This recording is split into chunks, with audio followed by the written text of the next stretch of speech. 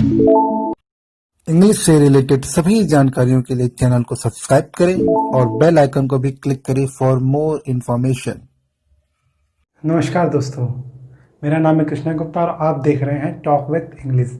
आज का जो टॉपिक है उसमें हम बात करेंगे यूज़ ऑफ डेयर, और साथ में टू लिखा है, यानी कि टू का भी यूज़ करते हैं डेयर के साथ, लेकिन वो दूसरे केस में, यानी कि डेयर टू का यूज़ हम दो तरीके से कर सकते हैं, एक नॉर्मल डेयर से और दूसरा है डेयर टू के साथ। तो देखिए इसके दो अर्थ भी होते हैं, चुनौती और हिम्मत। तो एक बात ध्यान दीजिएगा, ये जो चुनौती है, हम ये जो स्ट्रक्चर है ये हम दो यूज पढ़ेंगे, पहले हम चुनौती वाला पढ़ेंगे फिर हिम्मत वाला। तो चुनौती वाले में, ये चुनौती वाला है, इस चुनौती वाले में हम टू का यूज़ नहीं करते हैं। अगर आप इसको नोट करना चाहें तो नोट कर सकते हैं, हम टू का यूज़ नहीं करते हैं चुनौती। अगर हिंदी में हम किसी को चुनौती दे रहे हो या चुनौती वाला सेंस आ रहा हो किसी सेंटेंस में, तो हम डेयर का तो यूज़ करेंगे लेकिन टू का यूज़ नहीं करेंगे। किसमें? चुनौती के लिए। अगर हिम्मत होगा तो हम यूज़ करेंगे टू। वो अभी ये ख़त्म कर ले, फिर हम अभी जस्ट उसको टू वाला भी बताएंगे। चलिए अब इसका स्ट्रक्चर दिखा जाए। मैंने इंग्लिश वाला ही लिखा है, हिंदी वाला मैं बोलूँगा। सब्जेक्ट है, डेयर है, ऑब्जेक्ट है, फिर टू रहेगा। मतलब एक तरीके से ये इन्फिनेटिव की तरह काम करेगा। अगर आप देखा जाए तो ये इन्फिनेटिव, टू प्लस वर्ब का फर्स्ट फॉर्म, इन्फिनेटिव हो तो आपको पता होगा। तो टू के साथ हम वर्ब का first form plus other word जिसे हम वो कॉम्प्लीमेंट भी कहते हैं। फिर से देखिए, सब्जेक्ट डेयर, डेयर मतलब होता है नॉर्मली साहस। डेयर का जो नॉर्मली अर्थ होता है वो क्या होता है? साहस। लेकिन इसको यूज़ जब करते हैं सेंटेंस में तो उसके दो अर्थ निकल सकते हैं, चुनौती या हिम्मत। तो एक और यूज़ होता है, एक्सेप्शन होता है, वो लास्ट में आपको बताऊंगा। एक ही प्रकार का सेंटेंस उससे बन सकते हैं, वो बताऊंगा मैं आपको। Subject, dare, object, to infinitive, मतलब टू के साथ वर्ब का first form, object other word, या इसे हम कॉम्प्लीमेंट कहते हैं। एग्जांपल, सब्जेक्ट देखिए आई डेयर। एक बार बताऊँ, ये जो है ये सेम वही आपको टेंस वाला स्ट्रक्चर होता है वैसे ही काम करता है। यानी कि वो इंडेफिनिट है तो हम एस एस जोड़ देंगे, अगर सब्जेक्ट सिंगुलर है तो। अगर प्लूरल है तो नहीं तोड़ेंगे। यहाँ देखिए, सब्जेक्ट आई है, प्लूरल माना जाता है इसको, इसलिए यहाँ हमने वर्ब जो डेयर है, मेन वर्ब आपका डेयर है, ये मेन वर्ब नहीं है, मेन वर्ब आपका ये डेयर है। तो इसके साथ हम एस एस नहीं लिखेंगे। एस एस लिख भी सकते हैं, नहीं भी लिख सकते हैं। कब नहीं लिखेंगे? जब ये प्लूरल हो सब्जेक्ट, और जब ये सब्जेक्ट सिंगुलर होगा तो हम डेयर्स कर देंगे, एस लगा लेंगे। जैसे ही, अगर यहाँ ही लिखा होता तो ही डेयर्स हो जाता, ठीक है। अगर यहाँ मोहन लिखा होता मोहन डेयर्स हो जाता, लेकिन यहाँ पे आई लिखा है तो I dare him to play cricket. मैंने उसे चुनौती दी, मैंने उसे चुनौती दी क्रिकेट खेलने के लिए या क्रिकेट खेलने को। तो मैंने उसे चुनौती दी क्रिकेट खेलने को। इंग्लिश क्या होता है, वो हिंदी से पूरा एकदम नहीं मिलता है। अगर आप हिंदी बोलते हो और इंग्लिश बोलते हो, दोनों में अंतर होता है।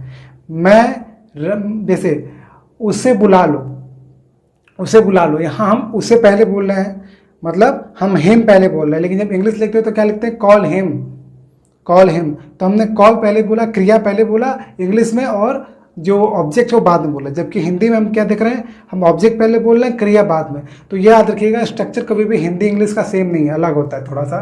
तो मैंने उसे चुनौती दी, देखो चुनौती दे रहा है, हिम्मत नहीं दी। आप किसी को हिम्मत नहीं देते हो ऐसे सेंटेंस में, मैंने उसे हिम्मत दी क्रिकेट खेलने के लिए, वो सेंस दूसरा हो जाएगा।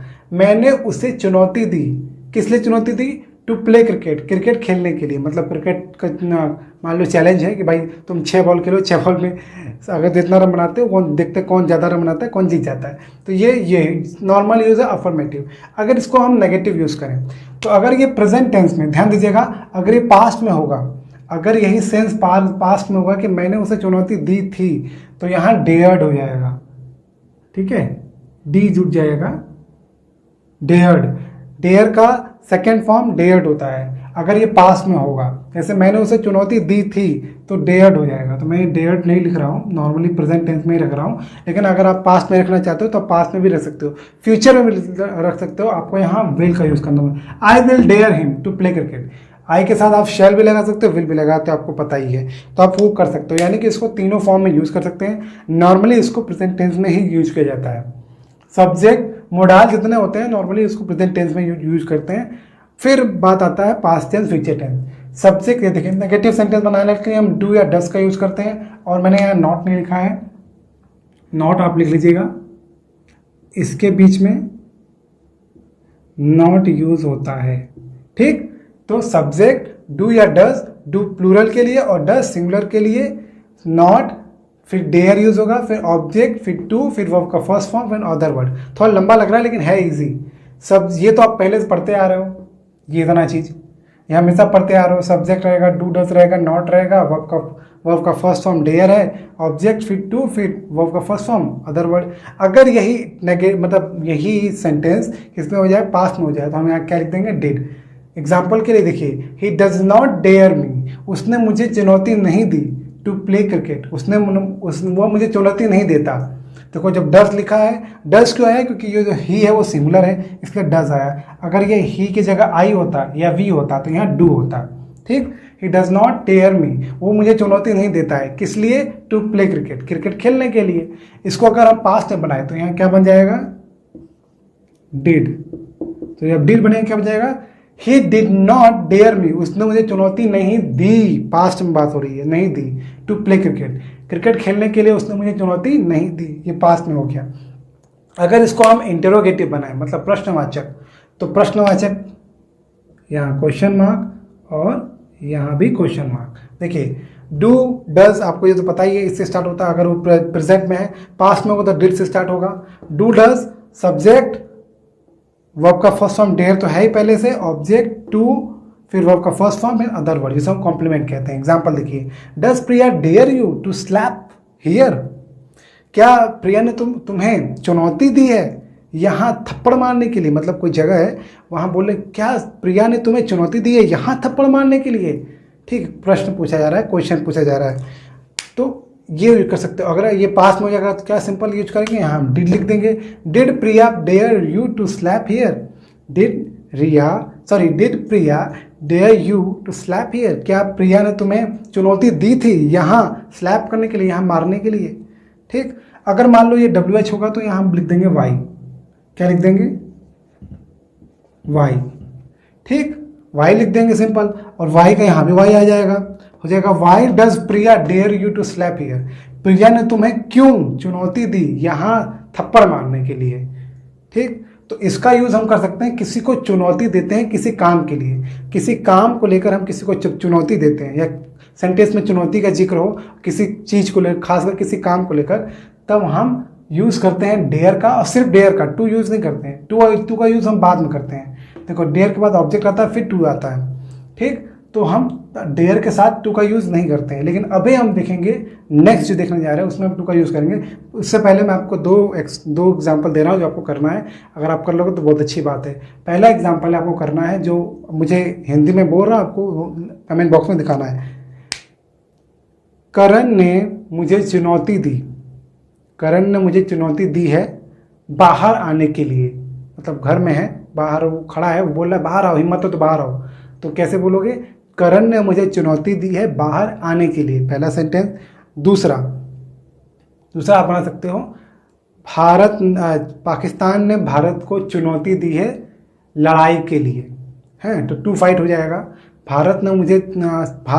पाकिस्तान ने भारत को चुनौती दी है लड़ाई के लिए। आप फाइट भी लगा सकते हो, वॉर ज़्यादा अच्छा होगा, क्योंकि जब दो देश लड़ते हैं तो झगड़ा नहीं होता एक दो सैनिक के बीच में, पूरी सेना लड़ती है, तो वहाँ वार होता है। तो ये सिंपल चुनौती वाला है, इसको नोट कर लीजिए। फिर हम बात करेंगे हिम्मत वाले पे, नोट कर लीजिए इसको।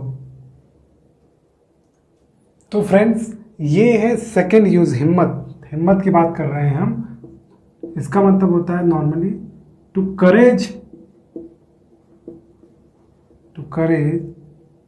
सिंपल मतलब टू हैव करेज या टू करेज। टू हैव मैं ऐड कर दे रहा हूँ, ज़्यादा अच्छा लगेगा। टू हैव करेज मतलब करेज मतलब हिम्मत ही होता है, हिम्मत होना। तो उसके लिए हम किसका यूज़ करते हैं, डेयर का यूज़ करते हैं टू के साथ। देखिए subject dare to verb first form object, कितना इजी है। Subject dare to verb first form object. अगर बात करोगे पास्ट में तो यहाँ डेयर्ड हो जाएगा, डी लग जाएगा। अगर फ्यूचर की बात करें तो फ्यूचर में यहाँ विल या शैल लग जाएगा, आपको पता है। तो इसका यूज सिंपल मैंने बता दिया। I dare to beat him, मैं हिम्मत रखता हूँ उसे मारने के लिए। आप ऐसे बोल सकते हो, मैं हिम्मत रखता हूँ उसे मारने के लिए। I dare to beat him. फिर दूसरा यूज है अगर इसको हम नेगेटिव में यूज़ करें, नेगेटिव में क्या यूज़ हो सकता है इसका? सब्जेक्ट डेंट, इसको डेंट बोलते हैं। नॉर्मली डेयर नॉट यूज़ नहीं होता है, इसमें डेंट यूज होता है। तो डेंट वो फर्स्ट फॉर्म ऑब्जेक्ट। तो इसको बनाते कैसे हैं? वही सेम चीज़ मैंने लिखा है, आई डेंट। इसका नेगेटिव जब बनाते हैं और डज नॉट, डू नॉट नहीं लगाते हैं, क्योंकि यहाँ पे टू के साथ ही आया है, इसलिए हम डज नॉट नहीं लगाते हैं। आई डेंट बीट हिम, नॉर्मली इसको ऐसे बनाते हैं, टू नहीं लिखते हैं। मैं हिम्मत नहीं रखता हूँ उसे मारने के लिए, इसका मतलब यही है, मैं हिम्मत नहीं रखता हूँ उसे मारने के लिए, और यहाँ मतलब है मैं हिम्मत रखता हूँ उसे मारने के लिए। अगर मैं बोलूँ वह हिम्मत रखता है उसे मारने के लिए, क्या बनेगा? He dared to beat me, he dare to beat me, वह हिम्मत रखता है मुझे मारने के लिए।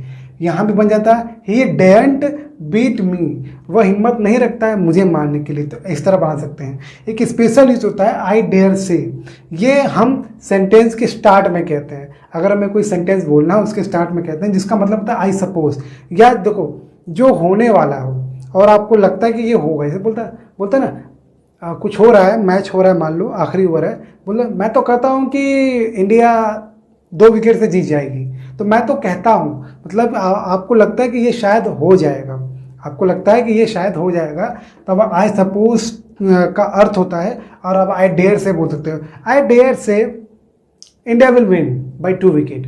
तो आप आई डेयर से का यूज़ कर सकते हो, एक फ्रेज की तरह यूज़ कर सकते हो, जिसका मतलब होता है आई सपोज। ठीक, तो एक डेयर से का यूज़ ये है, एक डेयर का हमने यूज़ देख लिया पहले, और एक डेयर का हम यूज़ यहाँ देख रहे हैं। इंटरोगेटिव, ये वाला डेयर, हिम्मत का इंटरोगेटिव नहीं बनता है, बस एक ही बनता है, वो है हाउ डेयर यू। आप सुनते होगे हाउ डेयर यू, तुम्हारी हिम्मत कैसे हुई, वहाँ ही बनता है।